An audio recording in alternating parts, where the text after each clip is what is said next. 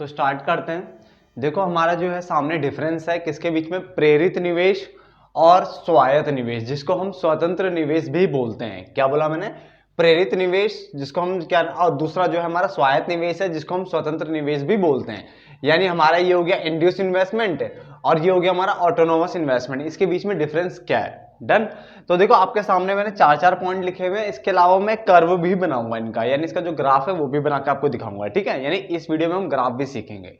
चलो सबसे पहले प्रेरित निवेश अभिप्राय उस निवेश से है जो आय में परिवर्तन होने पर, यानी जैसे ही आय में परिवर्तन होता है, परिवर्तन मतलब होता है वृद्धि होना या कमी होना। ठीक है, दोनों ही परिवर्तन का नाम होते हैं। बहुत बच्चों के दिमाग में रहता है कि इससे परिवर्तन मतलब वृद्धि होता है, ऐसा कहीं थोड़ा लिखा है। परिवर्तन मतलब चेंज कम भी हो सकता है, ज्यादा भी हो सकता है। ठीक है ना। तो उसने बोला प्रेरित निवेश अभिप्राय उस निवेश से है जो आय में परिवर्तन होने के साथ साथ क्या होता है, परिवर्तित हो जाता है। यानी जैसे ही आय में परिवर्तन आएगा तो प्रेरित निवेश में भी क्या आ जाएगा, परिवर्तन आ जाएगा। ठीक है, समझ में आ गया। जबकि स्वायत्त निवेश कौन सा होता है, स्वायत्त निवेश अभिप्राय उस निवेश से है जो आय में परिवर्तन होने के बावजूद, यानी कितना भी आय में परिवर्तन कर लो, ठीक है, बावजूद होने के बावजूद भी एक सामान्य स्थिति में बना रहता है। इसका मतलब अर्थात यह आय के हर स्तर पर क्या रहता है, स्थिर रहता है, यानी एक समान रहता है। क्लियर है, यानी इसमें चेंज नहीं होगा। दोबारा देखो क्या बोला मैंने, प्रेरित निवेश अभिप्राय उस निवेश से है जो आय में परिवर्तन होने के साथ ही क्या होता है, परिवर्तित हो जाता है। यानी आय में परिवर्तन हुआ और निवेश में भी परिवर्तन हो गया तो उसको बोलते हैं हम प्रेरित। मगर आय में परिवर्तन होने पर भी निवेश एक जैसा बना हुआ है, यानी एक जैसी क्या लिखा हुआ है, परिवर्तन होने के बावजूद भी एक समान स्थिति में बना रहता है। अर्थात यह आय के हर स्तर पर क्या रहता है, स्थिर रहता है, यानी बिल्कुल एक जैसा रहेगा। तो उसको हम बोलेंगे ऑटोनोमस इन्वेस्टमेंट यानी स्वायत्त निवेश। डन। चलो यह आमतौर पर किसके द्वारा किया जाता है, निजी क्षेत्र द्वारा किया जाता है ये वाला, और यह आमतौर पर किसके द्वारा किया जाता है, सरकारी क्षेत्र द्वारा किया जाता है। तो 2 पॉइंट हमारे क्लियर हो गए। चलो पॉइंट नंबर 3 की बात कर लेते हैं। अब देखो कोई जिसे भी निजी क्षेत्र करता है, यानी जिसे भी प्राइवेट क्षेत्र कोई भी निवेश करता है तो उसका मोटिव क्या होता है, लाभ कमाना। तो इसका उद्देश्य लाभ कमाना होता है। जबकि सरकार वाले का माना जाता है कि जो उद्देश्य होता है वो क्या होता है, सामाजिक कल्याण को अधिकतम करना होता है। ठीक है ना। चलो ये इसका ढलान क्या होता है, ढलान मतलब स्लोप की बात कर रहे हैं। तो जो उसका जो स्लोप होता है वो ऊपर की ओर और दाईं ओर होता है, ऊपर की ओर जाएगा मगर दाईं तरफ जाएगा, इस तरफ नहीं इस तरफ को। ठीक है ना। और ये क्या होता है, एक्स एक्सिस के, यानी एक्स अक्ष के, ठीक है ना, क्या होता है, ये समानांतर होता है, यानी parallel to X axis. Done. तो ये 4 पॉइंट आपको समझ में आ गया। पहला, जिस निवेश में आय के साथ साथ परिवर्तन आया था ना, आय में परिवर्तन होने पर निवेश में परिवर्तन हो रहा है तो प्रेरित निवेश। आय में परिवर्तन होने के बाद भी वो एक समान बना हुआ है, यानी इसमें परिवर्तन नहीं आ रहा है तो वो कौन सा हो गया, स्वायत्त निवेश। ये वाला निजी क्षेत्र द्वारा किया जाता है, ये सरकारी क्षेत्र द्वारा किया जाता है। इसका उद्देश्य लाभ कमाना है, इसका उद्देश्य सामाजिक कल्याण को करना है। ये उसका ढलान जो होता है ऊपर की ओर और दाईं ओर होता है। इसका क्या है, एक्स एक्सिस के समांतर होता है। डन। तो यहां तक आपने लिख दिया होगा, मिटा देता हूं मैं। 5वां पॉइंट देखो, इसका ग्राफ करेंगे बच्चे।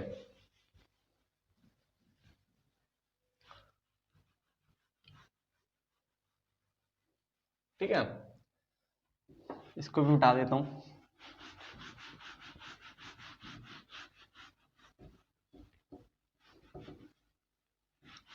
चलो 5 पॉइंट बना लेते हैं बच्चे।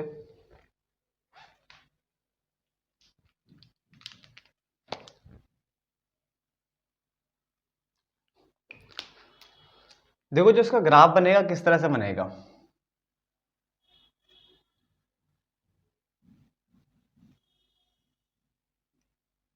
X axis, Y axis, 0, same यहां पे भी खींच देता हूं पहले मैं। इतना बेटा आप भी बनाइए, एक्स एक्सिस, वाई एक्सिस, 0। ठीक है, इतना बनाइए साथ साथ में जो बना रहा हूं मैं, बना दिया। नीचे मैं आई की बात कर लेता हूं, यानी आपका वाई, आई यानी वाई। इस तरफ मैं निवेश की बात कर लेता हूं, निवेश यानी इन्वेस्टमेंट, है ना। इधर भी आ जाएगा निवेश यानी इन्वेस्टमेंट। यहां तक बन गया आप सबका। ठीक है।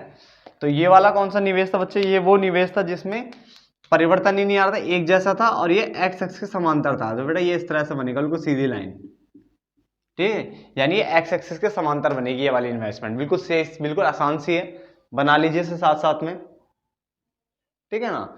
जबकि अगर हम इस वाले की बात करें तो चाहे ठीक है ना बेटा, ये इस तरह से बनेगा, ठीक है ना।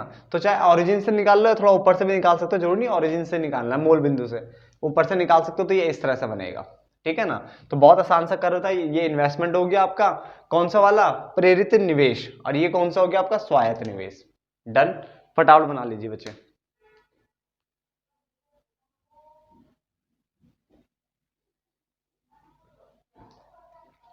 चलो मैं इसको खत्म कर देता बेटा,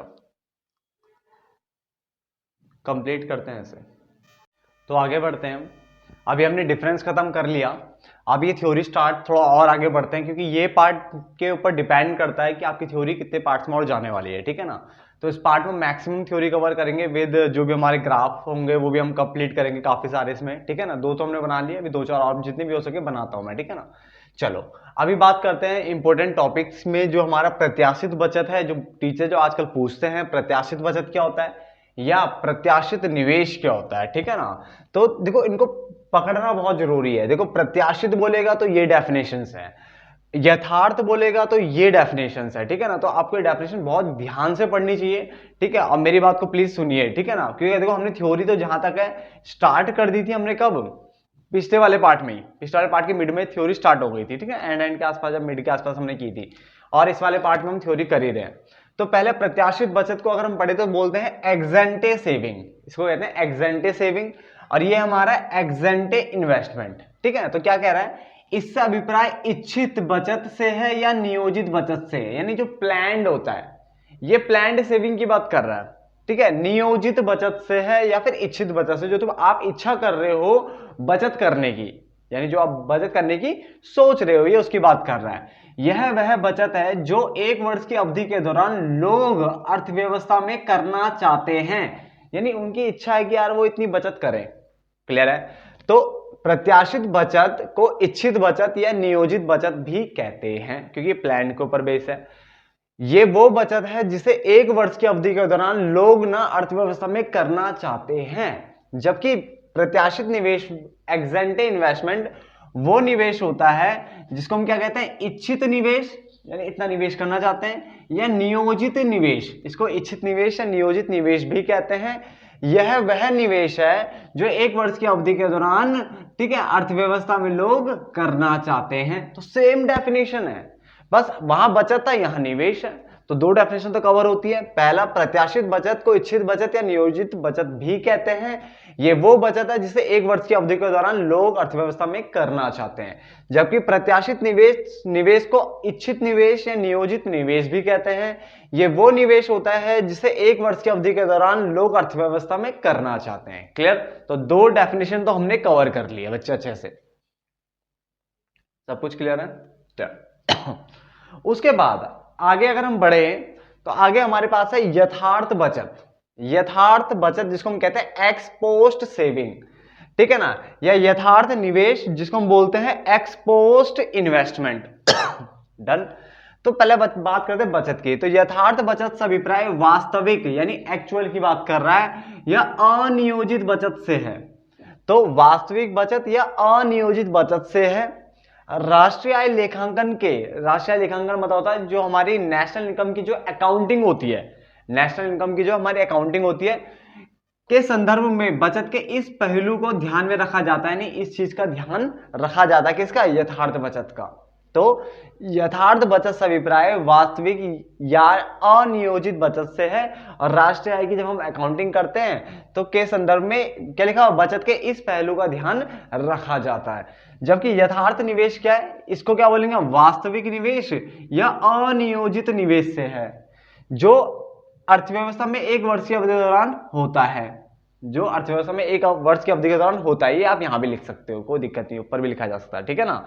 वास्तविक बचत की तरह ही निवेश के इस पहलू को भी राष्ट्रीय आय लेखांकन यानी जो हमारी नेशनल इनकम की जो अकाउंटिंग होती है उसमें ध्यान रखा जाता है। क्लियर है। तो चार डेफिनेशन हमने क्लियर कर दी। डन। पहला ये इच्छित, ये नियोजित है, ठीक है ना, ये इच्छित नियोजित वाले हैं, ये वास्तविक और अनियोजित वाले हैं। क्लियर? इनको लोग करना चाहते हैं, ये है करना चाहते हैं, ये बोला हुआ है। और इसमें क्या है, क्या किया उन्होंने, यानी ये एक्चुअल की बात कर रहा है, वास्तविक में कितना किया। तो ये 1 वर्ष की अवधि के दौरान अर्थव्यवस्था में होता है। बेटा देखो लिखा ना, अवधि के दौरान होता है, ये होता है, ये करना चाहते हैं। डन।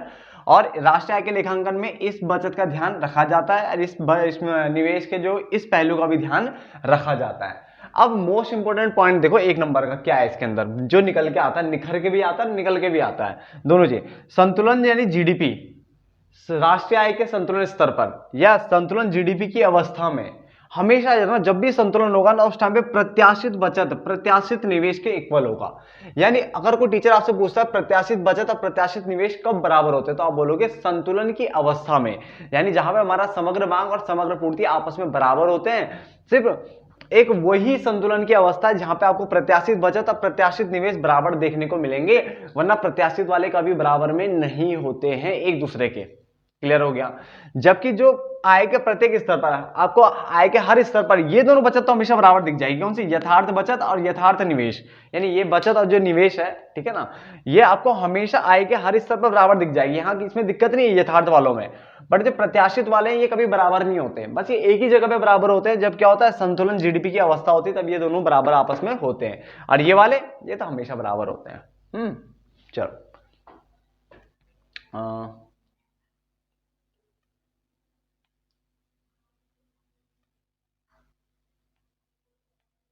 डन। तो यहां तक आप नोट डाउन कर लीजिए, मेरे हिसाब से तो कंप्लीट है यहां तक, ठीक है ना। तो अब आगे देखिए,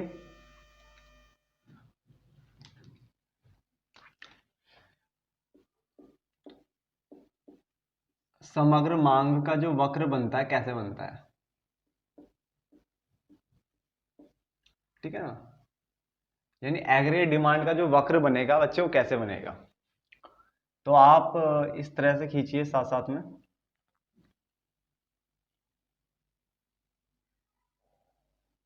बेटा आप स्केल का यूज कर लेना ताकि सही बने डायग्राम आपका। ठीक है, यहां पे मैं राष्ट्रीय आय यानी मैं आय ले लेता हूं, यानी वाई। यहां पे मैं समग्र मांग ले लेता हूं,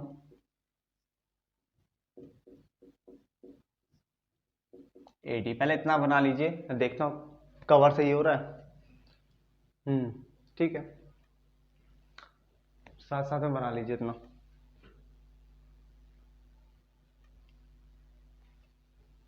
ठीक है, चलो उसका समग्र मांग बेटा इस तरह से बनाइए आप।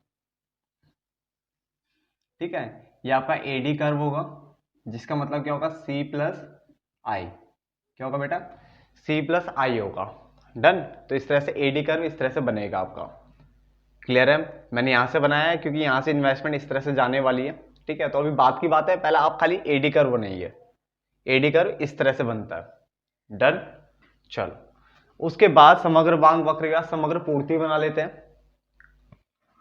अभी बहुत सारे बनाने, याद रखना इसमें, ठीक है, बस मैं टाइम टू टाइम, यानी जैसे जैसे टाइम आएगा सही उस टाइम पे बनाऊंगा सारे जो भी कर्व बनने।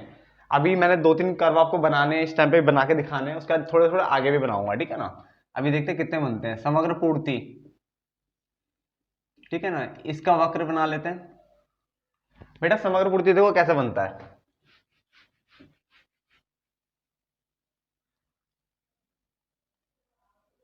ठीक है ना।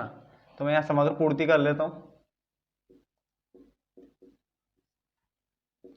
यानी एएस। बेटा देखो ये यहां से बनेगा इस तरह से, ये हमारा एएस कर्व है, ठीक है ना। और एएस मैंने बताया था आपको, एएस जो होता है वो सी प्लस एस के बराबर होता है और वाई भी सी प्लस एस के बराबर होता है। तो एएस और वाई आपस में भी बराबर होंगे, तो इसलिए मैं यहाँ पे ये बोल दूं तो ये मेरा वाई कर्व भी है, ऑब्लिक करके मैंने वाई भी लिख दिया, ठीक है ना। और जो सप्लाई कर्व होता है बेटा 45 डिग्री पे बनता है। कितना बनता है? 45 डिग्री होता है बच्चे, ठीक है ना। तो ये आपका सप्लाई कर्व हो गया, इसको भी बना लीजिए साथ साथ में। ये आपका सप्लाई कर्व हो गया बच्चे।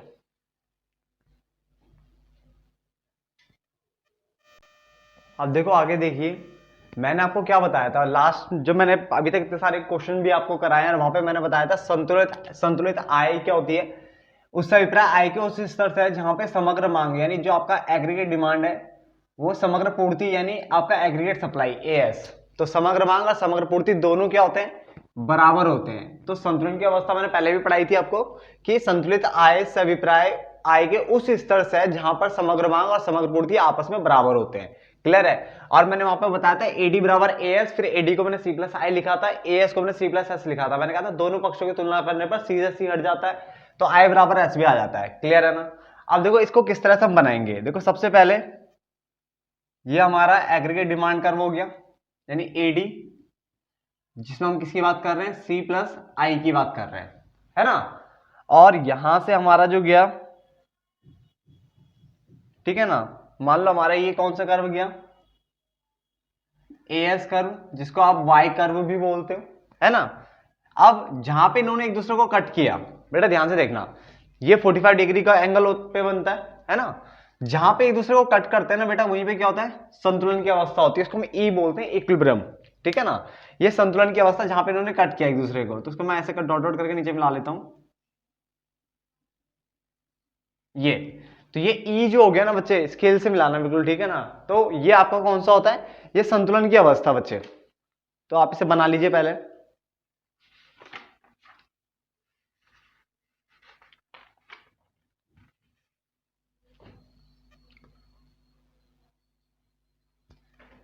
इसे बना लीजिए फटाफट से, ठीक है ना। और इस ई पॉइंट पे हमारा एएस और एडी आपस में क्या होते हैं, बराबर होते हैं। डन। तो प्लीज सीधी लाइन खींचना आप अपने, क्योंकि स्केल में सही बनेगा, ठीक है, स्केल से और कॉपी में सही बनेगा डायग्राम। तो इस तरह से बना दिया हमने। पहले हमने क्या सीखा, एडी कर्व ऐसे होता है, एएस कर्व 45 डिग्री में बनता है, और जहां पे कट करेंगे वहां पे हमारा क्या है, ये इक्वल हो जाएगा इसके, ठीक है ना।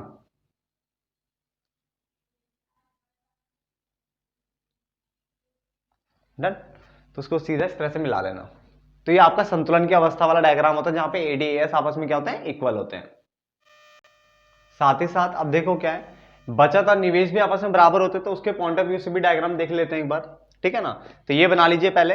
देखो इस बार मैंने इसको वाई डैश तक लेके गया हूं, क्योंकि मुझे पता है जो बचत होती है ना स्टार्टिंग में वो नेगेटिव में जाता है, ठीक है। तो नेगेटिव से स्टार्ट, जो बचत का जो कर्व होता है ना वक्र, वो नेगेटिव से स्टार्ट होकर के पॉजिटिव की ओर जाएगा। क्लियर है ना। चलो आप पहले इतना खींचिए और उसके बाद निवेश बना लेना बच्चे। निवेश बिल्कुल सीधे, ये आपका निवेश हो गया आई, ठीक है ना, बिल्कुल स्थिर बन जाएगा निवेश। और उसके बाद बचत को नीचे से लेकर आना नेगेटिव पॉइंट से, और इस तरह से बचत बना दिया मैंने। जहां पे दोनों एक दूसरे को कट करेंगे वहां पे हमारा आई बराबर एस होता है, अरे यार, ठीक है। उसको इक्विलिब्रियम पॉइंट कहते हैं, और इस पॉइंट पर, इस इक्विलिब्रियम पॉइंट पर हमारा आई बराबर क्या होता है, एस होता है, ठीक है। तो इस तरह से कर्व जाएगा। उसका कर्व कहां से स्टार्ट होगा बच्चे, नेगेटिव से स्टार्ट होगा, क्योंकि ये हमारा जीरो होता है। तो जीरो के जो नीचे पॉइंट्स होता है नेगेटिव, तो नेगेटिव से सेविंग का जो कर्व है यानी बचत का जो वक्र है वो नीचे से जाएगा, और इस तरह से यहाँ पे जहां पे कट करेंगे वहां पे आई बराबर एस हो जाता है। उसको हम संतुलन की अवस्था कहते हैं। ये संतुलन की अवस्था हमारी, ठीक है। बनाओ उसके भी फटाफट से।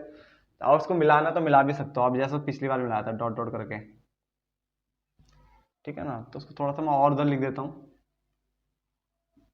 आई बराबर एस, ठीक है। डन। फटाफट बना लो ये आई और एस का कर्व। तो अभी हमने एडी का कर्व देख लिया, एएस का कर्व देख लिया, जहां पे कट करेंगे वहां पे इक्विलिब्रियम पॉइंट होता है वो देख लिया। साथ में इन्वेस्टमेंट का कर्व वहां पे भी दो देख लिए थे, इन्वेस्टमेंट कर्व ये रहा, और साथ में हमारा क्या हो गया, सेविंग कर्व, जो नेगेटिव से जाएगा ऊपर की ओर, ठीक है। चलो तो आगे बढ़ते हैं। अब देखो हमने जो है ना, देखो अभी तक 9 के आसपास पार्ट, मतलब 8-9 पार्ट तो कर लिए हैं। डन, ठीक है ना। शायद ये 9वां पार्ट चल रहा हमारा। अब देखो अगर हम देखो अलग अलग चैप्टर भी करते तो 3 चैप्टर्स थे। तो अगर एक चैप्टर अगर 4 पार्ट कवर करता, क्योंकि न्यूमेरिकल पोर्शन भी है, ग्राफ भी है, तो 12 पार्ट के आसपास तो मिनिमम बनने थे ना। 4 अगर बनते एक में तो 12 के आसपास तो बनने थे। तो 12 के आसपास ही मैं बनाऊंगा, पूरी कोशिश करूंगा 12 या 11 में ही खत्म हो जाए, ठीक है। अगर ज्यादा ही हो गया तो ही 13 तक जाएगा। क्लियर है ना। तो बस ये खत्म होने वाला है पार्ट, कुछ खास नहीं है। 11 भी शायद ही जाए, मैं क्या अगर मूड हुआ तो अगले पार्ट में सारा खत्म कर दूंगा चैप्टर, ठीक है ना। तो लगभग देखो अभी तक कुछ इस पार्ट में तो कुछ खास अभी तक किया नहीं, हमने एक डिफरेंस किया और थोड़ी बहुत डेफिनेशन समझी है। आगे हमारे पास देखो जो ग्राफ के बाद हम अब समझने वाले हैं वो है हमारे पास कि गुणक यानी एमपीएस, जो कि लिखवाने वाला पॉइंट नहीं था बट फिर भी इसलिए लिखवा रहा हूं कि कुछ बच्चे इस पॉइंट को भी गलत करके आ जाते हैं। यहाँ पे लिखा हुआ गुणक जो है ना वो एमपीएस का व्युत्क्रम है, ठीक है ना। इसके बाद ये लिख सकते हो आप चाहे तो k इक्वल टू 1 में एमपीएस होता है, ठीक है। तो फॉर्मूला मैंने लिखवाया हुआ है, इसका मतलब गुणक जो होता है ना वो एमपीएस का व्युत्क्रम होता है, व्युत्क्रम मतलब उल्टा होता है। तो देखो फॉर्मूले के हिसाब से साफ साफ दिख रही है लाइन।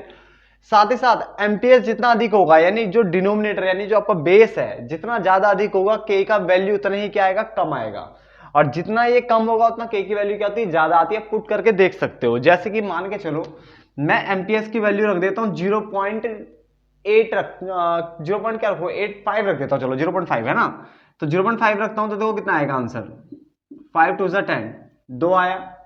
अब एक काम करते हैं 0.2 रख के देखता हूं, यानी एमपीएस को कम करके देखता हूं 1/0.2, तो 5 आ गया। इसका मतलब मैं जितना कम करूंगा एमपीएस की वैल्यू उतना के ज्यादा आता है, और जितना एमपीएस की वैल्यू बढ़ाऊंगा मैं उतना मेरा के क्या आएगा, कम आएगा।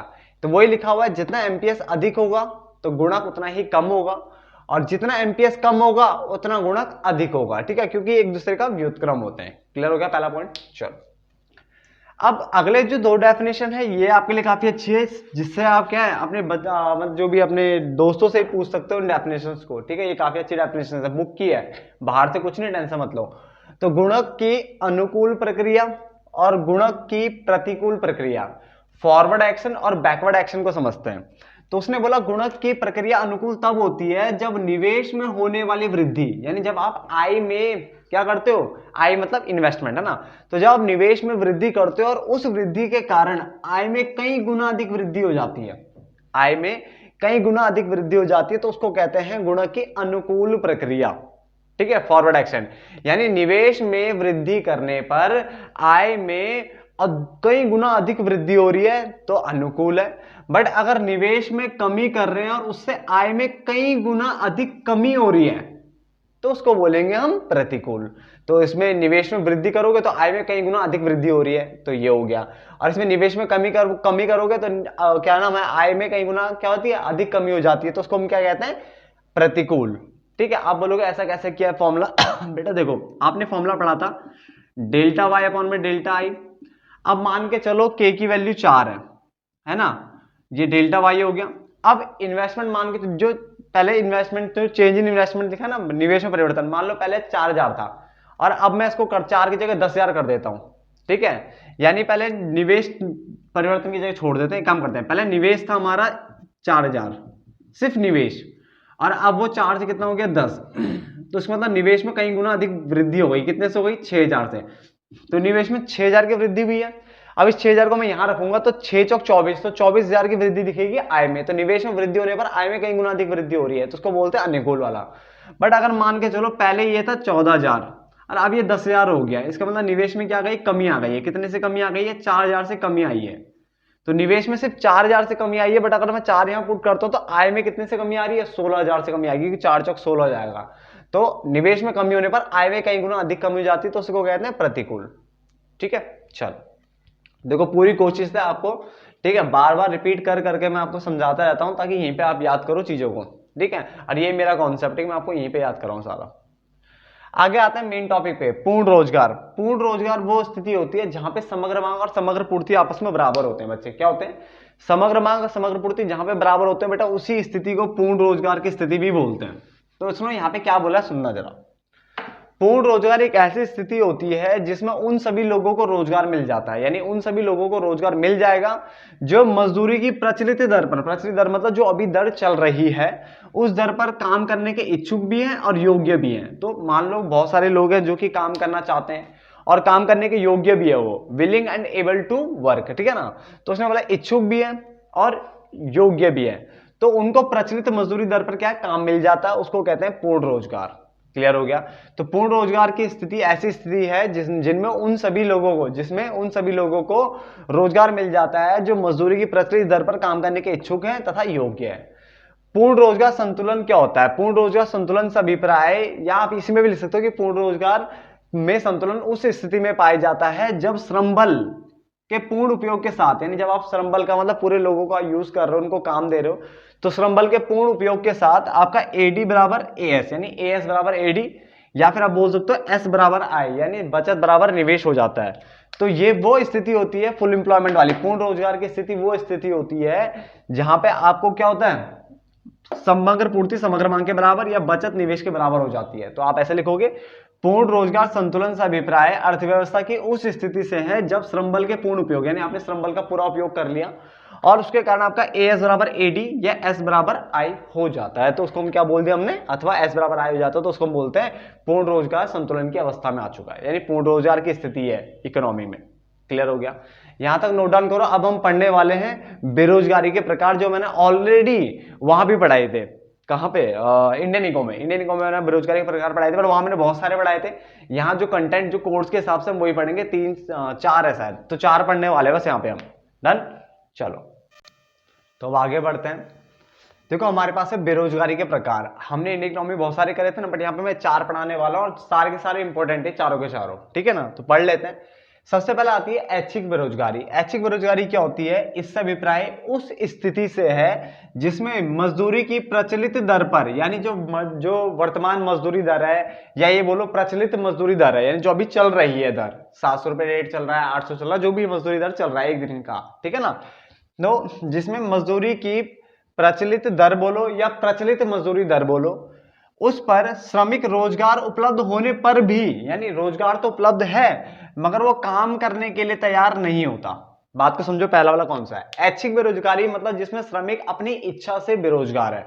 इसमें प्रचलित मजदूरी दर पर बाजार में काम है, यानी अर्थव्यवस्था में आपके पास काम है, मतलब कहां पे, बाजार में, बाजार में काम उपलब्ध है, जो भी रेट चल रहा है 700 800 जो भी रेट चल रहा है उस रेट पे काम उपलब्ध है, मगर मुझे कह रहा है श्रमिक इतने पे मैं काम नहीं करूंगा, या अपनी इच्छा से कह रहा है कि मैं काम नहीं करूंगा, बताओ, ठीक है ना।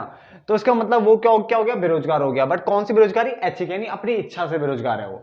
तो इसका अभिप्राय उस स्थिति से है जिसमें मजदूरी की प्रचलित दर या फिर मजदूरी की वर्तमान दर पर श्रमिक रोजगार उपलब्ध होने पर भी काम करने को तैयार नहीं है, यानी काम उपलब्ध है मगर वो काम करने को तैयार नहीं है।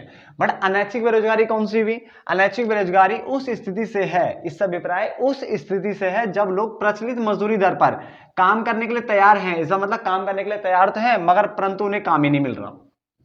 पहले वाले में क्या था, काम था बट वो काम करने को तैयार नहीं था अपनी इच्छा से। इस वाले में वो काम करने के लिए तैयार है, काम ढूंढ भी रहे हैं प्रचलित मजदूरी दर पर, जो भी रेट चल रहा है उस पर काम करने को तैयार बैठे हैं, मगर उन्हें काम ही नहीं मिलेगा इस वाले में। डन। संघर्षात्मक बेरोजगारी क्या होता है, जब एक व्यक्ति एक जॉब को छोड़ करके दूसरे जॉब में जाता है ना, जैसे मान लो मैंने एक जॉब से रिजाइन दे दिया और दूसरी जॉब पकड़ी, ठीक है ना, चाहे मुझे भले ही बहुत ज्यादा पैसे क्यों ना दे रही है दूसरी जॉब, बट मैंने जब दूसरी जॉब पकड़ी तो उसके बीच में कुछ दिन में बेरोजगार बैठ गया, तो उसे कहते हैं संघर्षात्मक बेरोजगारी, ठीक है ना। तो यह तब उत्पन्न होती है जब एक व्यक्ति एक काम को छोड़ करके दूसरे काम को करता है और इसी कारण दूसरे काम को ढूंढने में लगे समय के कारण उत्पन्न बेरोजगारी को क्या कहते हैं, संघर्षात्मक बेरोजगारी। यानी एक काम को छोड़ करके आप दूसरे काम को पकड़ने के लिए गए, तो उस बीच में मान लो 2 दिन आप खाली घर में बैठे थे या फिर इधर उधर संघर्ष कर रहे थे, क्योंकि काम तो था ही नहीं, उस टाइम ढूंढ रहे थे दूसरा काम, तो दूसरा काम मिल गया मगर 2 दिन बाद मिला, तो 2 दिन के लिए जो आप थे बेरोजगार उसको मैंने बोला संघर्षात्मक बेरोजगारी, ठीक है ना। और ये बेरोजगारी बिजली की कमी के कारण भी हो सकती है, कच्चे माल की कमी के कारण, या मशीन की टूट फूट के कारण भी हो सकता है, यानी जॉब में परिवर्तन के कारण तो हो ही रहा है, यानी आपने एक जगह जॉब छोड़ के दूसरी जगह चले गए उसके कारण तो होगा ही होगा। साथ साथ में जैसे बिजली की कमी, ये कच्चे माल की कमी और मशीन में टूट फूट, इस टाइप की चीजों से भी इसको माना जाता है कि ये बेरोजगारी उत्पन्न होती है। आगे संरचनात्मक बेरोजगारी यानी स्ट्रक्चरल अनएम्प्लॉयमेंट, ये वो अनएम्प्लॉयमेंट होता है जो कुछ उद्योगों के दीर्घकालीन ह्रास के कारण उत्पन्न होती है। तो बेटा कीवर्ड है ये, दीर्घकालीन ह्रास मतलब होता है लॉन्ग टर्म डिक्लाइन, यानी जब वो लंबे समय वाला टाइम पीरियड चलता है ना, एक तो होता है अल्पकालीन यानी छोटा समय, एक होता है दीर्घकालीन यानी बड़ा समय। तो बड़े समय में क्या हो रहा है, वो गिर रहा है, लगातार इंडस्ट्री गिर रही है आपकी, तो इंडस्ट्री गिर रही है ना, यानी उद्योगों के दीर्घकालीन ह्रास के कारण, यानी वो अपने जो है दीर्घकाल में वो लगातार इंडस्ट्री गिर रही है, अब किसी भी कारण से गिर रही हो, ठीक है ना, के कारण होती है। यह बेरोजगारी अर्थव्यवस्था के संरचनात्मक ढांचे से संबंधित है। ये किससे संबंधित है, उसके संरचनात्मक ढांचे से संबंधित है, और यह तब उत्पन्न होती है जब उत्पादन की तकनीक में ही परिवर्तन कर दिया। बताओ, अब आपने उत्पादन की नई टेक्निक लिया है मान लो, तो इसके कारण क्या हुआ, बहुत सारे लोग बेरोजगार हो जाएंगे तुरंत के तुरंत, तो उसको बोलते हैं संरचनात्मक बेरोजगारी, या पूंजी की कमी, भूमि की कमी, इन सब के कारण भी ये देखने को मिलता है। इसके अलावा आप ये भी बोल सकते हो mismatch job position, mismatch job position. इसमें क्या होता है, जैसे मान के चलो कि मैं एक नई टेक्निक लेके आ गया, है ना, तो अब जो पुराने लोग होते हैं ना, पुराने काम में तो भाई साहब बहुत माहिर होते हैं, बट जैसे एक नई अपग्रेड कर देता हूं मैं चीजों को, ये कर देता हूं, ठीक है ना, तो उनकी हालत खराब हो जाती है। क्यों? क्योंकि नई चीज उनको समझ ही नहीं आएगी इतनी जल्दी। समझ में आ रही है? तो नई चीज समझ ना आने के कारण उनको फिर जॉब से हाथ धोना पड़ जाता है, जो कि क्या होती है, संरचनात्मक बेरोजगारी होती है। यानी जॉब पोजीशन उनके अकॉर्डिंग नहीं है, या वो अपने आप को नई चीजों के अकॉर्डिंग ढाल नहीं पा रहे हैं, ठीक है ना। तो यह भी यहां भी देखने को मिलता है कि उनको नई चीजों में कोई निपुणता तो है नहीं, बट पुरानी चीजों में काम करने की निपुणता थी उनमें, बट पुरानी तो अब बंद हो गई, तो नई चीजें उनसे नहीं हो रही। जैसे मान के चलो मैं स्कूटर का मैं काम करता था, मेरे पास 1 लाख श्रमिक, 1 लाख लोग मेरे अंडर काम कर रहे थे स्कूटर जब बनते थे। अब स्कूटर एक बंद हो गए भाई मार्केट में। जब स्कूटर बंद हो गए मार्केट में, अब कार वार का जमाना है, तो जो वो स्कूटर बनाते थे, अगर उन्होंने अपने आप को ढाल दिया, चेंज कर दिया, नई चीज सीख ली, तब तो बल्ले बल्ले। बट अगर वो ढाल नहीं पाते हैं तो बेटा फिर उनको क्या करना पड़ेगा, किसी और जॉब में ऐसे जाना पड़ेगा, क्योंकि अब यहाँ स्कूटर वाली जॉब तो बेटा मिलने वाली है नहीं, और कार बनानी उनको आती नहीं है। समझ में आ रही है? तो ये 4 तरह के दिखते हैं। पहले वाले में मैंने क्या बोला, ये वो बेरोजगारी जहां पे क्या होता है, काम है मगर वो खुद से काम करने को तैयार नहीं है। यहाँ पे काम करने के लिए तैयार है मगर उसको काम ही नहीं मिलेगा। यहाँ पे एक जॉब को छोड़कर दूसरी जॉब जा रहा था, और यहाँ पे दीर्घकालीन ह्रास के कारण होता है, ठीक है ना। ये अर्थव्यवस्था के संरचनात्मक ढांचे से संबंधित होती है, और ये तब उत्पन्न होती है जैसे उत्पादन में तकनीक कर दिए, उत्पादन की तकनीक में चेंज कर दिया आपने, भूमि पूंजी की कमी हो रही है आपके यहाँ, भूमि और पूंजी की कमी भी देखी जाती है, ठीक है ना। और उसके अलावा मैंने आपको बताया कि जैसे पुराने श्रमिक थे वो पुराने कामों में तो निपुण थे, बट अब आपने अपडेट, नई चीज अपडेट कर दिया, आपने अपग्रेड कर दिए चीजें, ठीक है, नई टेक्नोलॉजी दिया है, तो जिसके कारण क्या है, वो अब नई चीजें करने में थोड़ी दिक्कत समझ रहे हैं, वो नई चीज कर ही नहीं पा रहे, उसमें निपुणता है नहीं उनके पास, तो दिक्कत हो जाती है। ठीक है, चलो तो एक काम करते हैं, इस पार्ट को यहीं खत्म कर लेते हैं, ठीक है ना। और नेक्स्ट पार्ट में हम अधिमांग न्यून मांग वाला पोर्शन करेंगे, और हो सके तो चैप्टर वहीं खत्म कर देंगे अगले पार्ट में, ठीक है ना। बट अगर अगले पार्ट में किसी कारण से थोड़ा चैप्टर रह जाता है तो कोई दिक्कत नहीं, एक ज्यादा एक पार्ट और खींचेगा फिर आगे। डन? तो तब तक के लिए धन्यवाद दोस्तों। होप सो आपको पूरी वीडियो समझ में आ रही हो, ठीक है। मैं पूरी मेहनत कर रहा हूँ आपको कि आपको सारा कंटेंट आपको मिल जाए, कोई चीज़ ना छूटे आपके लिए। और काफ़ी अच्छा, मतलब आपके पास ना एक नोट्स ना बनने लग गए होंगे आपके पास, देखो, ठीक है। पूरी मैक्रो मैंने आपको दे दी बना करके, साथ साथ इंडियन इकोनॉमिक्स, आपको इंडियन इकोनॉमी की जो पूरी बुक थी लगभग लगभग दे दी है, ठीक है। 3 चैप्टर रहते हैं, उसके बाद हमने वही करना है। डन? तो चलो अब इसे नोट डाउन कर लेना। धन्यवाद दोस्तों।